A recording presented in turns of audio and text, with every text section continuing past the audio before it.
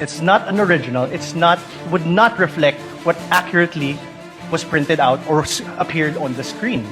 Photocopy now is considered as an original, Your Honor, please.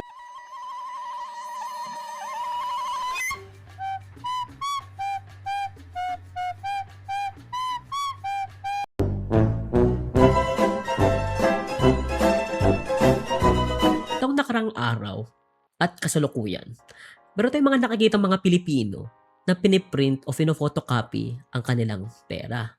Siyempre, isa tong reaksyon o response sa natapos na Senate hearing noong nakaraang araw lamang, na kung saan ang prosecutor o ang abogado ng prosecutor ay binanggit niya ang phrase na the photocopy is now the original. Pero bakit nga ba nangyari ito? Paano ba natin mapapaliwanag ang ganitong klaseng phenomenon na kung saan ang mga Filipino aware naman sila na illegal o bawal ang pag-xerox o pag-print ng Filipino bills at biglang gagawin nila ulit. Nakakatawa siya isipin, and we cannot deny that.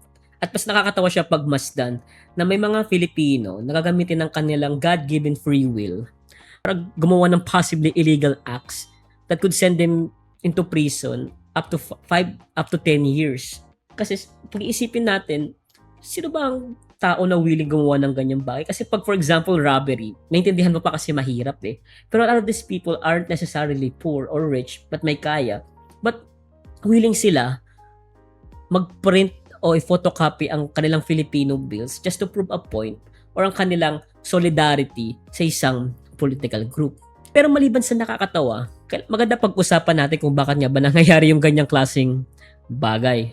Because these types of social action do not form in a vacuum. Kumbaga, hindi ito nagmumula sa bula. May mga material and social reasons on why people justified doing these things. When we talk about structuration theory, it is basically the process, a perspective ni Giddens, kung paano ba nabubuo ang personality, practices, perception, and interpretation ng isang tao sa social world natin or even the material world. Kaya nga iba-iba ang mga Filipino. Kasi kung lahat tayo same ng experiences at same interpretation, ay more likely isang tao lang tayo. But sa bansa nga natin ay marami tayo mga distinct cultures. Iba ang Tagalog sa Bisaya, ang Bisaya sa Ilocano, ibang Ilocano sa Kapampangan, at mas iba yung ating mga indigenous Filipinos dito sa ating bansa. Kasi iba-iba yung social environment nila. So it makes sense na iba-iba yung kanilang mga kinalakihan na paniniwala at practices on how they navigate the social world kahit pag lumabas sila dyan. Kaya ang isang bata na lumaki sa isang primary Catholic family ay more likely ay Catholic ang kanilang beliefs. Baka pag dumadaan sila sa isang simbahan ay nagsasign of the cross sila.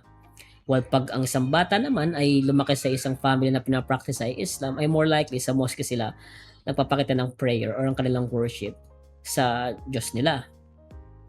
And it's the same thing across all religions and cultures. Dahil ibang kanilang social environment, ay more likely mas papasok ang kanilang way to navigate the social world and their perceptions and their beliefs or even ideology doon sa community na kinalakihan nila. The theory ni Giddens or framework, merong tatlong elements yan or components. Una is yung signification. When we talk about signification by the word itself, signify, it basically means the symbols, the language that we use that reinforces and creates our social reality. Because when we use words, it's not empty. It's active. It actively shapes us and reinforces that specific word or language means something to us. Kaya pag nagbanggit ka ng isang Tagalog word o nagtatagalog ka sa isang primarily vernacular na Kapampangan, ay more likely baka nila naiintindihan because for them, walang significance yung mga binabanggit mo. But for you, it means something. While for them, it doesn't mean anything sa kanilang social world. Kaya for example, if nagmura ka,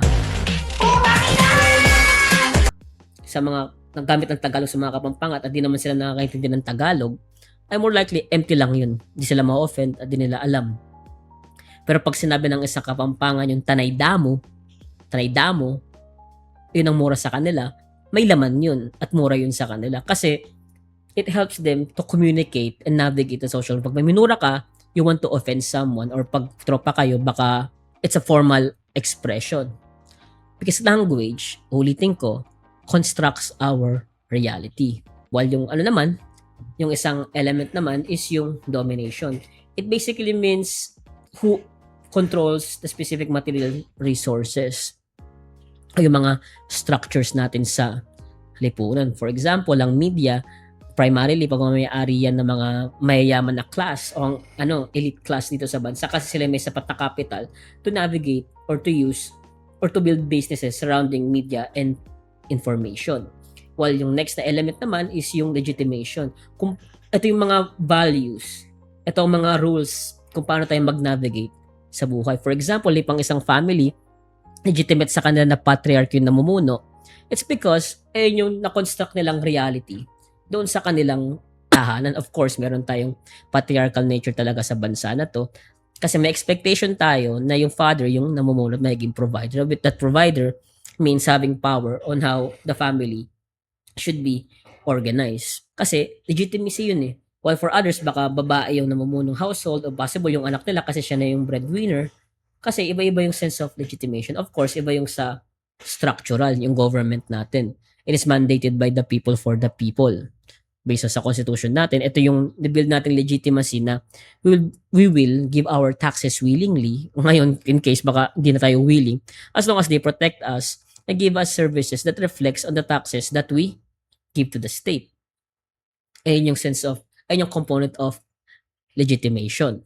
Ang isang magandang halimbawa pa ng legitimation is yung mga rules of attire. For example, bakit sa school kailangan naka-uniform even though it doesn't necessarily reflect the learning aptitude of students? Because it signifies that when you're wearing a uniform, may unity kayo at mayroon kayong distinction identity sa school mo, and it shows the commitment to be self-disciplined kung paano mo ba sinusuot, kung susunod ka ba sa pagsuot ng uniform. And while at the same time, dahil ginagamit mo yan, nagsusuot ka ng uniform, nare-reinforce mo ngayon yung idea na kailangan mag-uniform ng mga estudyante o kapwa mo estudyante or sa future generation ng estudyante. Kasi naka-embed na pag estudyante ka, dapat meron kang isang uniform. Ngayon, try natin apply sa media institutions natin yung concept ni Giddens of structuration. Ngayon, pag nakapanood tayo ng balita, isa siyang framed news eh.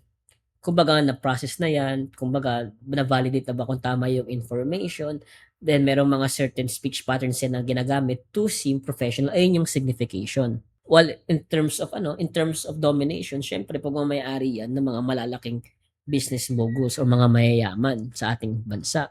Pero maliban dun sa idea of domination sa capital, may domination din ng media when it comes sa pag-allocate ng information because they can dictate on what they want to publish, on what they want to trend na mga balita. At syempre, may factor din dyan yung paano nila inanarrate or communicate yung mga certain news. Nabalik tayo dun sa signification. While yung pangatlo naman na legitimacy, the media institution is legitimate because nasanay tayo na legitimate sila for a long time. Yung kanilang sense of legitimacy is their validity in providing unbiased information sa public. Kaya naging legitimate sila. Because nandito sila para magbalita. Para sa balita dahil isang ang information na isang valid resource sa Filipino ay naging reason yan para i-reinforce ang kanilang existence sa ating lipunan. Pero ngayon, iba na eh. Iba na ang media landscape natin. With the advent of social media, anyone can be a quote-unquote journalist. Kasi ang interpretation ng mga ibang Filipino, journalist ka lang, panaghahayag ka ng information. At kung positive yung information na para sa tao, for some people, ay okay yun. Pag nako-confirm ang kanilang mga biases. Kasi, for professional media institutions, may mga certain rules in which is legitimation eh. Babalik tayo dun. Na, pag journalist ka, dapat may degree ka, dapat meron kang certain ethical code na sinusundan para maging unbiased yung pinapakita mong information at may sinusundan din silang speech patterns para ma-disassociate yung kanilang biases on how they inform news. Kaya mapapansin nyo, karamihan ng mga newscasters pag nagbabalita ay very monotonous. Monotonous siya kasi they want to signify na unbiased sila. Pero ngayon sa ating media landscape, everyone is craving for confirmation bias eh. Dahil marami sa mga Filipino ay ayaw nagkakamali, especially sa kanilang mga political decisions. Ngayon dahil may demand for that, dahil nga sa decline ng institution sa atin or ng legitimacy ng ating government, nagre-rely ngayon sila sa mga alternative social environments, be it online or offline, para ma-confirm ang mga gusto nilang marinig. And dahil may demand na ganyan, it makes sense na may magsusupply, which is yung mga political vloggers. Even though yung information nila ay filtered form lang kung saan na nagmula sa mga professional media outlets.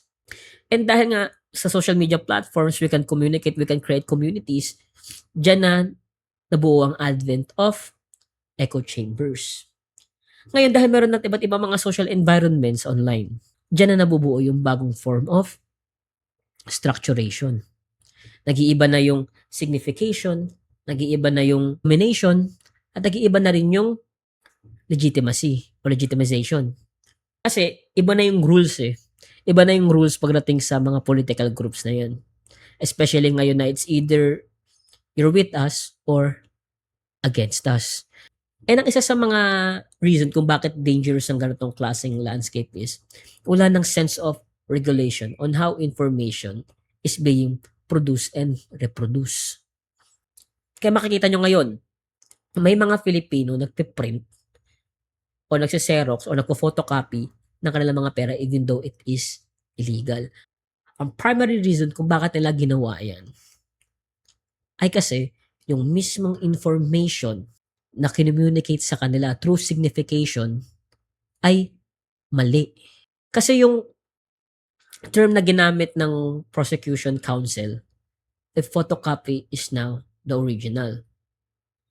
At yung mismong highlight na yun lang yung pinabasa sa mga followers or kalaban ng prosecution counsel.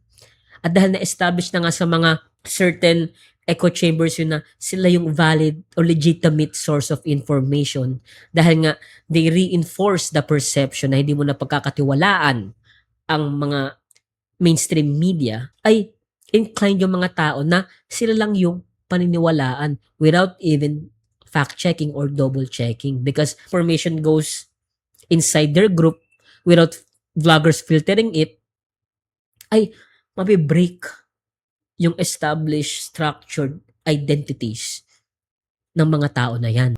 So tignan natin, ang binanggit ng prosecution counsel ay yung words na photocopy is now the original. Pero yung full context na binanggit ng attorney o ng lawyer ng prosecution team ay it is in the context ng evidence parating sa courtroom na hindi binanggit ng mga vloggers or mga pages na gustong i-exploit ang existing echo chambers at dependency sa kanila ng kanilang mga followers. Kasi they want to publicly, in a social media sense, to show the absurdity of the argument ng prosecution team. So they remove all context para lang mabigyan ng confirmation bias o ma-structure yung biases ng kanilang mga followers. At ayun yung dangerous doon. Because we have now certain communities and vloggers na may vested interest para i-bend ang reality ng kanilang mga audience o ng kanilang mga audiences. It is a means para sa goal nila to support a specific politician. Kasi, nabanggit ko na noon, the dangers of fake information or fake news is not because it is truly fake, but it came from valid information na ni-reframe para i-confirm ang biases ng kanilang mga audiences. Kasi, ang pinaka-point dyan is to show the absurdity. Dahil gusto nila ipakita yung absurdity, ginawa nila. Because they believed na yung mismong quote ay hindi yung sinabi ng prosecution counsel. Kaya makikita natin ngayon ang process ng structuration sa mga echo chambers na yan. Signification is how they communicate certain information, wherein kukuha yung mga vloggers ng news sa mainstream media at i-frame nila, i-communicate nila sa kanilang mga followers. May domination because those who hold power doon ngayon sa mga echo chambers ay yung mga vloggers at nagkakatiwalaan sila. Those who oppose their ideals ay treated na kalaban. And next is yung legitimacy. Binigyan sila ng legitimate authority ng mga followers nila because they like what they are hearing sa mga vloggers na yan. Nako-confirm yung biases nila. Nasusuplayan yung kanilang demand to confirm na tama yung kanilang political decisions. At dahil na-establish na yan, they don't rely anymore sa outside mainstream media. Kinakalaban nila yun. Kasi dahil sa discontent nila sa mga existing institutions, be it the government or media, ay nag-rely na sila ngayon sa mga alternative sources of information even though it is fake news or framed information. Kaya, okay lang sa kanila mag-photocopy ng bills nila even though it is illegal. Bakit? Kasi pinakita ng kanilang mga vloggers or ng kanilang mga sources of media yung isang quote ng isang lawyer sa prosecution counsel. And to prove their solidarity and their ideals, ay ginawa nila yun, ang mag-photocopy ng kanilang bills.